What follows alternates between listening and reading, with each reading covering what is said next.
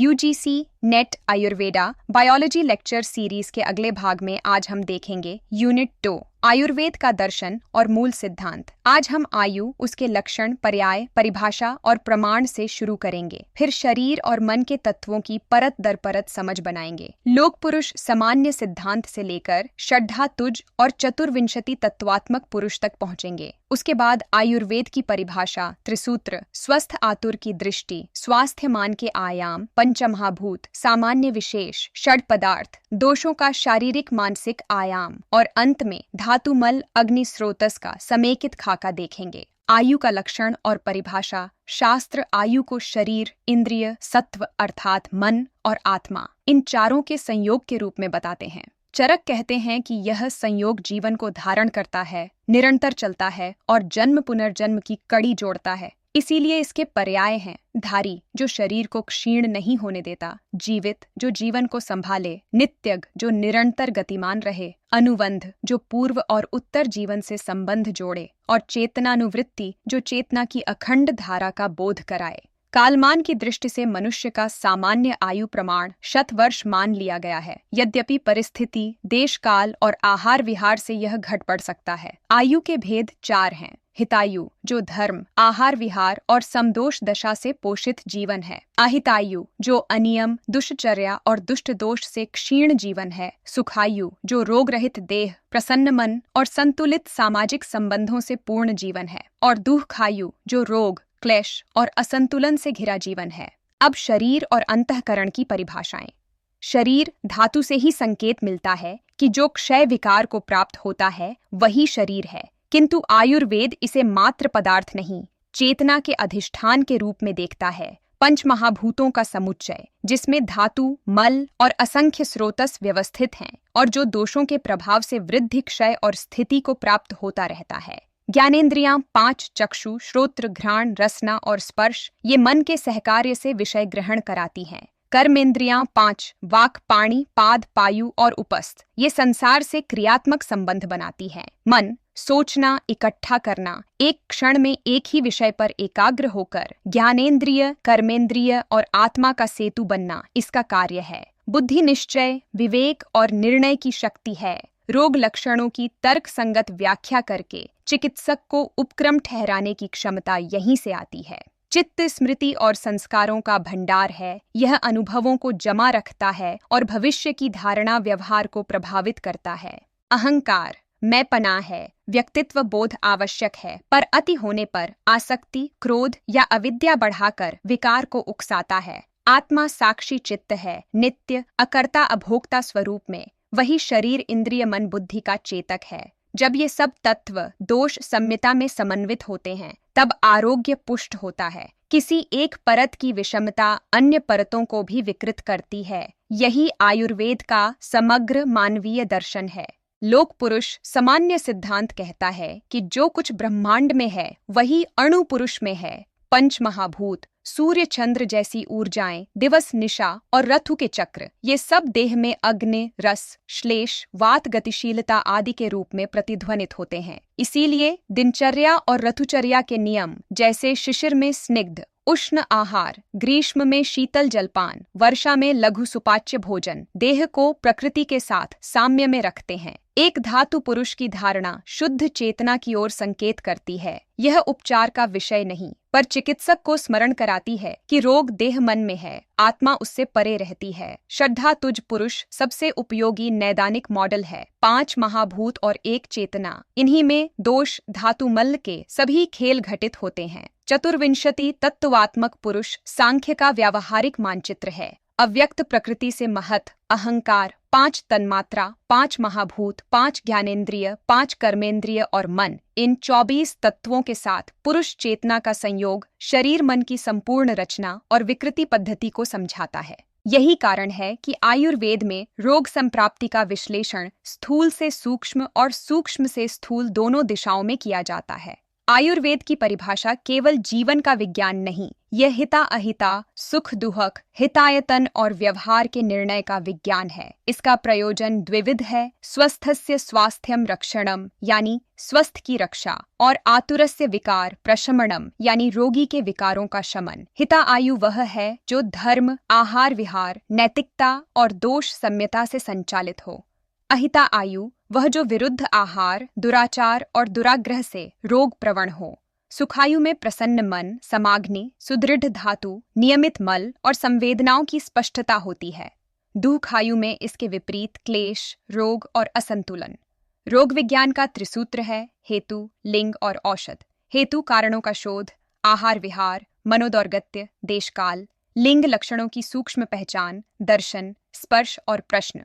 और औषध केवल दवा नहीं, संपूर्ण उपचार तंत्र, पाचन दीपन, पोषण ब्रह्मण, शोधन पंचकर्म तथा पथ्य अपथ्य और व्यवहार संशोधन। स्वस्थ की संकल्पना, समदोषाः समाग्निश्च, समधातु मलक्रिया, प्रसन्न आत्मेंद्रिय मनः। यही प्रतिषेध चिकित्सा का केंद्र है और आतुर में लक्ष्य है। कारण का उलटाव, लक्षणों की शांति और मूल सम्यक्ता की पुनर्स्थापना। स्वास्थ्यमान के आयाम 4 दिशाओं से बनते हैं: प्रकृति, ऋतुचर्या, दिनचर्या और स्वास्थ्य वृत्त। प्रकृति जन्म क्षेत्र में स्थापित दोष संयोजन है। वात प्रकृति को उष्ण स्निग्ध स्थिर दिनचर्या और पोषक आहार चाहिए। पित्त प्रकृति को शीतल मधुर मध्यम तीक्ष्णता और क्रोध प्रबंधन। कफ प्रकृति को लघु रूक्ष गरम तीक्ष्ण नियमित व्यायाम और आलस्य निवारण। ऋतुचर्या में दोषों का ऋतुकालीन संचय प्रकोप प्रशमन समझकर आहार विहार बदला जाता है। शिशिर में ब्रह्मण और अभ्यंग, वसंत में कफहर लाघव, ग्रीष्म में शीतल जल और दिन विश्राम, वर्षा में अग्नि संरक्षण और अति स्नेह से परहेज, शरद में पित्तहर उपाय, हेमंत में बलवर्धन। दिनचर्या देह घड़ी को प्रकृति घड़ी से जोड़ती है। ब्रह्म मुहूर्ते जागरण, शौच दंत धावन, जिह्वा निर्लेखन, आंख मुख नासिका कर्ण शोधन, गंडूष ऑयल पुलिंग, स्नान, फिर व्यायाम, स्वेद अभ्यंग और मध्याह्न में मुख्य भोजन, सायं लघु आहार और समय पर निद्रा। स्वास्थ्य वृत्त केवल स्वच्छता नहीं, आहार विहार, आचार विचार, सत्य अहिंसा दया, इंद्रिय निग्रह, प्राणायाम ध्यान और मानसिक सात्विकता, ये सब दीर्घ आरोग्य की नींव हैं।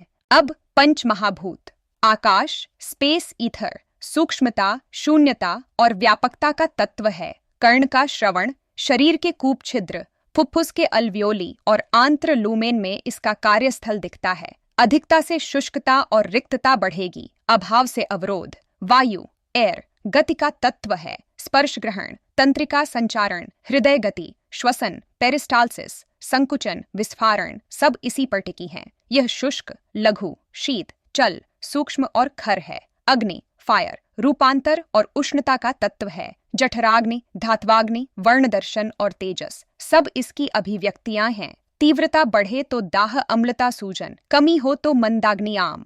जल वाटर स्निग्धता, शीतलता और द्रवता का तत्व है। रसम धातु, लसिका, लार, साइनोवियल द्रव, श्लेष्म यही इसकी देह परिणति है। अधिकता से शोफ, श्लेष्म और गुरुत्व, कमी से शोष और निर्जलीकरण। पृथ्वी अर्थ स्थैर्य, गुरुत्व और संरचना का तत्व है। अस्थिदंत केशनक, मांस गौरव और देह आकृति सब इसकी देन है। अधिकता से स्थविरता स्थूलता, कमी से दुर्बलता भंगुरता। इन्हीं से त्रिदोष बनते हैं। वात अटस आकाश प्लस वायु, पित्त एच अग्नि सहज जलीय अंश सहित, कफ एच जल प्लस पृथ्वी। इन्हीं के प्राथमिक इंद्रिय गुण क्रमशः आकाश में शब्द, वायु में शब्द स्पर्श, अग्नि में शब्द स्पर्श रूप, जल में शब्द स्पर्श रूप रस और पृथ्वी में सबके साथ गंध। चिकित्सा में यही तत्ववाद मार्गदर्शक है। अति शीत में उष्ण तप्त तीक्ष्ण, अति शुष्क में स्निग्ध सींचन, अति गुरु में लघु लांघन और अति तीक्ष्ण में मृदु शमन। सामान्य और विशेष के सिद्धांत से उपचार की रीढ़ बनती है। सामान्य वर्धन का कारण है, अर्थात जैसे से वैसा बढ़ता है। मधुर स्निग्ध पदार्थ कफ धातुओं को बढ़ाएंगे। वेग दौड़ अत्यधिक चलन वात को बढ़ाएंगे। उष्ण तीक्ष्ण पित्त को उकसाएंगे। इसके विपरीत विशेष ह्रास का कारण है। विलोम गुण अनुपात घटाते हैं। रूक्षता को स्निग्धता से, शीत को उष्ण से, स्थैर्य जड़ता को गति व्यायाम से और तीक्ष्णता को शीतल मधुर से शांत किया जाता है। यही तर्क आगे षड पदार्थ में व्यवस्थित होता है। द्रव्य, गुण, कर्म, सामान्य, विशेष और समवाय। द्रव्य वह आधार है जिसमें गुण और कर्म निहित रहते हैं। औषध वनस्पति हो या आहार द्रव्य, समय, दिशा, मन और आत्मा, ये सब द्रव्य श्रेणी में आते हैं। आयुर्वेद प्रायः पंचमहाभूत प्रधान द्रव्यों पर चिकित्सीय निर्णय करता है। गुण वे चिन्ह हैं जिनसे द्रव्य का स्वभाव प्रकट होता है। शारीरिक 20 गुण युग्मों में माने गए। गुरु लघु, शीत उष्ण, स्निग्ध रूक्ष, मंद तीक्ष्ण, स्थिर चल, मृदु कठोर, विशद पिच्छिल, श्लक्ष्ण खर, स्थूल सूक्ष्म, सांद्र द्रव, इनसे ही दोष धातु पर प्रभाव समझ आता है। सामान्य गुणों में परत्व अपरत्व, संख्या परिमाण, संयोग विभाग पृथक्त्व, संस्कार, अभ्यास और युक्ति जैसे सिद्धांत आते हैं। यही औषध निर्माण, मात्रा निर्धारण और युक्ति व्यवहार का विज्ञान है। आध्यात्मिक या मानस गुण बुद्धि, सुख, दुहक, इच्छा, द्वेष और प्रयास, रोग अनुभव और अनुपालन को दिशा देते हैं। इंद्रियार्थ गुण 5 हैं। शब्द, स्पर्श, रूप, रस, गंध, जो पंचमहाभूत से अभिन्न हैं। त्रिगुण, सत्व, रजस, तमस। मानस पर्यावरण का मूल ढांचा है। सत्व स्वास्थ्य का आश्रय, रजस तमस विकृति का मार्ग। कर्म में पदार्थ की गति, प्रकृति और चिकित्सीय क्रियाएं आती हैं। उत्क्षेप, अवक्षेप, आकुंचन, प्रसारण, गमन, आगमन। आयुर्वेदीय उपयोग में यही दीपन, पाचन, ब्रह्मण, शोधन, स्वेद, अभ्यंग, व्यायाम, शिरोधारा जैसे कर्म हैं। समवाय वह अभिन्न संबंध है जिसके बिना गुणकर्म स्वतंत्र नहीं रह सकते। जल की शीतलता जल से अलग नहीं हो सकती। किसी औषध का मूत्र कर्म उसी के द्रव्य स्वभाव में संवेत रहता है। निदान चिकित्सा में क्रम यही है। द्रव्य के गुणकर्म और प्राभव को पहचानें। दोष धातु की आवश्यकता देखें। सामान्य विशेष के नियम से वर्धन या ह्रास का लक्ष्य ठहराएं और जान लें कि औषध कर्म उसी औषध द्रव्य में निहित है। उसी का चुनाव सार्थक उपचार देगा। अब दोष शारीरिक और मानसिक। दूष्यंती इति दोषा, जो असंतुलित होकर दूषण करें वही दोष। वात आकाश वायु का प्राधान्य, गुणवृंद रूक्ष, लघु, शीत, चल, सूक्ष्म, खर, गति, संचार, श्वसन, संवहन, वाक विन्यास, सब इसका क्षेत्र। स्थान कोलन, अस्थि, त्वचा, कर्ण, विकृति में शोष, शूल, अनिद्रा, चिंता। पित्त अग्निजल का प्राधान्य, उष्ण, तीक्ष्ण, लघु, द्रव, स्नेहांश, जठराग्नि, वर्ण, स्वेद, दृष्टि, हार्मोनल परिवर्तन। स्थान छोटी आंत्र, यकृत, रक्त, नेत्र, त्वचा। विकृति में दाह, अम्लता, रोष, शोथ। कफ जल, पृथ्वी, गुरु, शीत, स्निग्ध, मृदु, स्थिर, पिच्छिल। संरचना स्नेहन, स्थैर्य, प्रतिरक्षा। स्थान फुफ्फुस, आमाशय, संधि, वसा। विकृति में श्लेष्म, आलस्य, स्थूलता, अवसाद प्रवृत्ति। उपप्रकारों की जिम्मेदारियां विशिष्ट हैं। प्राण, उदान, व्यान, समान और अपानवात। पाचक, रंजक, भ्राजक, साधक और आलोचक पित्त। क्लेदक, बोधक, अवलंबक, श्लेषक और तर्पक कफ। इनकी दिशा दिशा के बिना सूक्ष्म संप्राप्ति समझना कठिन है। मानसिक दोष रजस और तमस, क्रिया, प्रेरणा और जड़ता आवरण के रूप में। असंतुलन में रजस क्रोध, चंचलता, अहंकार। तमस आलस्य, मोह, अवसाद लाता है। सत्व इन दोनों को संतुलित कर मन को प्रसन्न रखता है। देह मन परस्पर प्रभावित। वात वृद्धि से चिंता और भय, पित्त प्रकोप से क्रोध, कफ अधि से जड़ता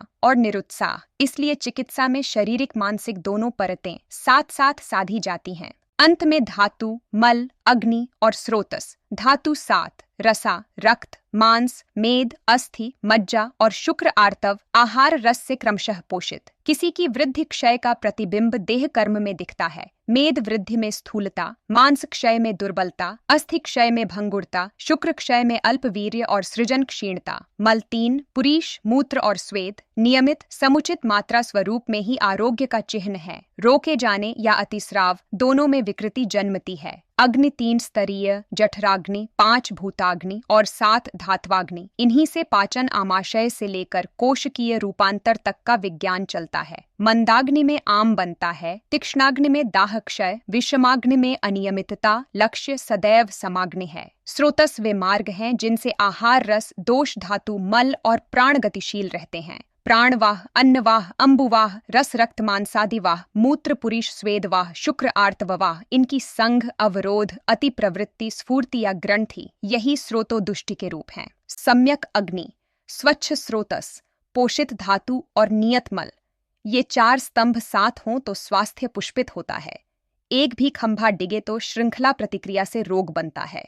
उपाय वही शास्त्रीय, प्रकृति और ऋतु के अनुकूल आहार, समय परक दिनचर्या, व्यायाम, स्वेद अभ्यंग, दीपनीय पाचन द्रव्य, आवश्यकता पर शोधन पंचकर्म, प्राणायाम, ध्यान से मानसिक स्रोतस की शुद्धि और नित्य स्वास्थ्य वृत्त का पालन।